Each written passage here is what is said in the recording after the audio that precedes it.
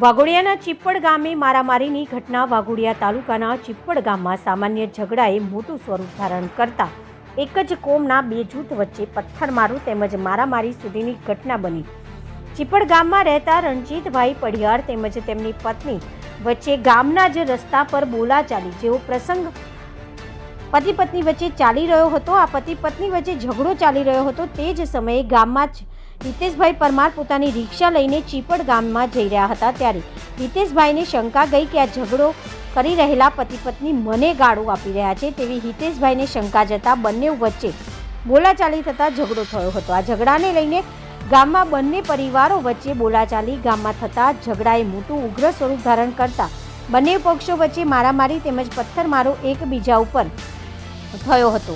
આ પથ્થરમારામાં તેમજ મારામારીમાં કેટલાક વાહનોની તોડફોડ થતાં વાહનોને નુકસાન થયું હતું. ત્યારે કેટલાક પક્ષના મકાનોના બારી બારણાના કાચ તેમજ તોડફોડ જેવી ઘટના બની હતી. આ બનાવમાં બંને પક્ષોના થઈને 6 થી 7 જેટલાને મારામારી તેમજ પથ્થરમારામાં ઈજાઓ પહોંચી હતી.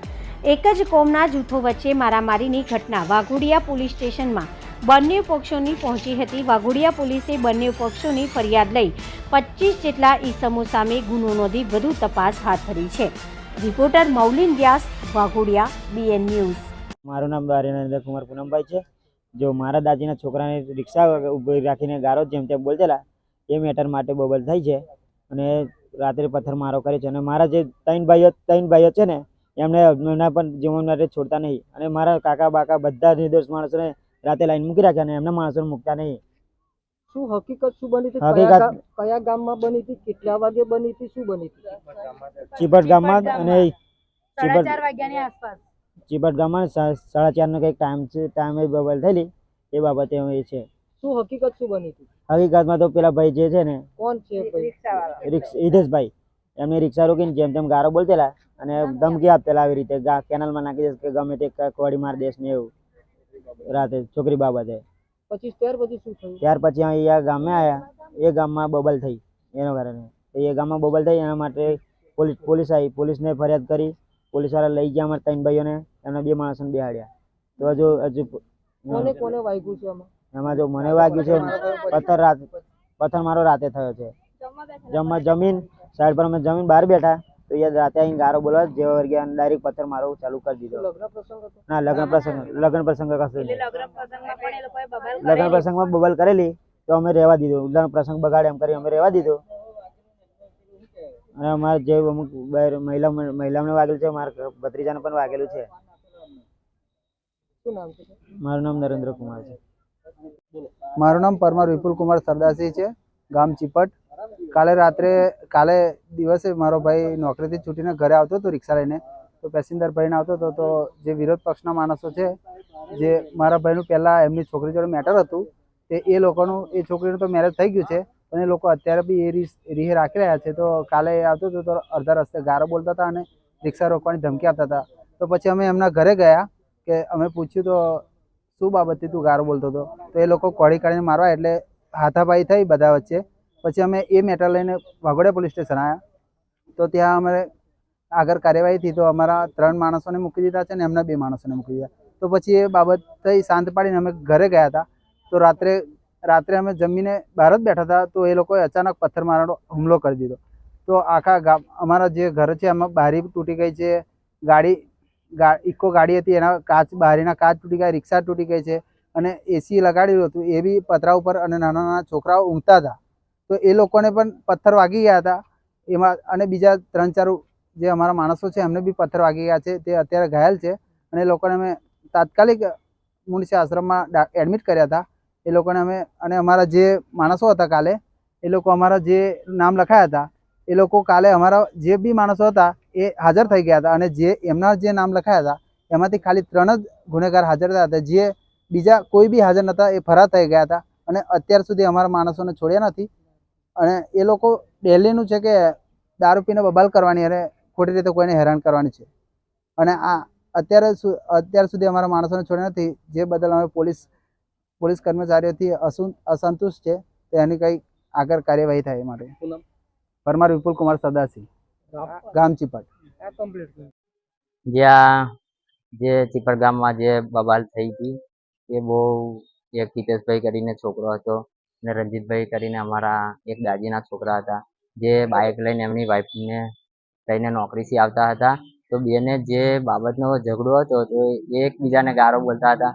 હિતેશભાઈને એવું લાગ્યું કે મને ગારો દીધી, પણ હાવ એ ખોટું છે. હિતેશભાઈને ગાર બોલ્યા પણ નથી અને ઘરે જે આવીને જે હિતેશભાઈ એકબીજાને બધા ભાઈઓને જે ફોન કરીને જે ઘરે એમના ઘરે હુમલો કરાવડાયો એ હાવ ખોટો કરાયો. ખરેખર આવું એક ગામમાં રહેવું જોઈએ અને ગામમાં રહીને આવું કરવું ના જોઈએ. આ એમની એક ખોટી નીતિ છે અને ખરેખર આવું હોવું જ ના જોઈએ. અને જે પણ આ બધા જે બબાલો દર ફેરા થાય છે, જ્યારે અમારી એક નાની એક એવી રંજીતભાઈની છોકરીનું મેરેજ હતું તે દિવસે પણ અહીંયા હલ્દીનો પ્રોગ્રામ હતો અને જ્યારે મંદિરે સેવા કરવા માટે અહીંના બધા બહેનો ગયા હતા, જ્યારે મંદિરમાં લોક મારી દેવામાં આવે છે અને જ્યારે 10 થી 12 જણને પૂછે છે કે ચાવી કઈ છે, ચાવી કઈ છે, તો કોઈ જવાબ આપતા નથી. હવે મંદિર તો આખા ગામ લોકોનું છે, આખા ગામ લોકોના ફાળાથી બનાવડાયેલું છે. જે ધમાલ થઈ એમાં ઝઘડાનું સ્વરૂપ શું છે? Yes. કઈ રીતે ઝઘડો કઈ રીતે તો શેના માટે થયું? હા, એટલે એ એટલા માટે થયો હતો કે જે હિતેશભાઈને એવું લાગ્યું કે રંજીતભાઈએ મને ગારો બોલ્યો. મારું નામ નર્મદાબેન સરદારસિંહ ચીપડ પરમાર. મારા છોકરાને રિક્ષા લઈને જાય છે તો પેસેન્જર ભરીને જાય છે તો રસ્તે રોકે છે, રોકીને ધમકી આપે છે મારવાની અને ખોટી ખોટી કેનાલમાં નાખી દેવાની ધમકી આપે છે. એ લોકો કશું થશે તો એ એમની જવાબદારી, મારા છોકરાની. હા, એમની છોકરીનો મેટર હતું મારા છોકરા જોડે. તે લોકોએ પૂરું થઈ ગયું લગ્ન તો એ રોજ ધમકી આપે છે. હા, એના પપ્પાએ રોજ ધાર્યો પાર્યો લઈને રસ્તે રોકે છે મારા છોકરાને. કશું થશે તો મારા એમની જવાબદારી. હા, 3 વર્ષની બહાર રહે છે મારો છોકરો. દુબઈ રહેતો હતો, ત્યાંથી આ વર્ષ આવ્યો, 1 મહિનો આવ્યો હતો લગ્ન કરવા. એ બાબતે તમારા ગામમાં ઝઘડો થયો? હા, એ બાબતથી થયો હતો. કોને કોને વાગ્યું છે? શું થયેલું હકીકતમાં? કોને કોને વાગ્યું છે? 3 જણાને વાગ્યું છે, 3-4 જણાને વાગ્યું છે. કાલે એ જ થયો હતો. હા, એના લીધે થયો હતો એ છોકરાને. હા, એ પથ્થર મારો કર્યો હતો એ લોકો બધાને ઘર પર. બધાની ગાડીઓ તોડી નાખી, ઇક્કા તોડી નાખ્યા, એ બધું કર્યું હતું. મારા છોકરાને મારવાની ધમકી આવે છે, જવાબદારી એ લોકોની છે. મારા છોકરાને કઈ થાય તો એ લોકોની. નર્મદાબેન સરદાર. મારું નામ પડિયાર હેમાંગીની છું. હું બરોડામાંથી અહીંયા લગ્ન પ્રસંગમાં આવેલા અને ચીપટ ગામમાં તો અમારા ગામના એક છોકરાને રિક્ષા આતરીને મારવાની અને ધમકી આપી, જે સામે પક્ષવાળા છે એ લોકોએ. પછી એ મેટર પતી ગઈ તો સાંજે ઘરે ગયા બધા, મેટર પતી ગયા એમ કરીને. એ લોકોએ ટેરેસ પર પથ્થરોનો ઢગલો કરી રાખેલો.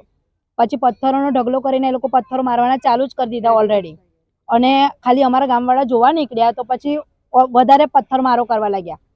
3 જણને વાગ્યું છે, એક નાના છોકરાને વાગ્યું છે અને લેડીઝોને. અને ઘરના કાચ તૂટ્યા છે, બારીના એસી તૂટી છે, ઇકો ગાડીને નુકસાન થયું છે, એક બાઇકને નુકસાન થયું છે, એક રિક્ષાને, અને 2 ઘરોના કાચ તૂટી ગયા છે. અને અચાનક હુમલો કર્યો છે. સામે પક્ષ વાળા બધા જેના નામો લખાયેલા છે એ ચીપટ ગામના જ છે, એ જ ફળિયાના આગળના ઘરો વાળા છે બધા. અચાનક રાત્રે 10:30 વાગે એ લોકોએ હુમલો પડિયાર હેમાંગીની.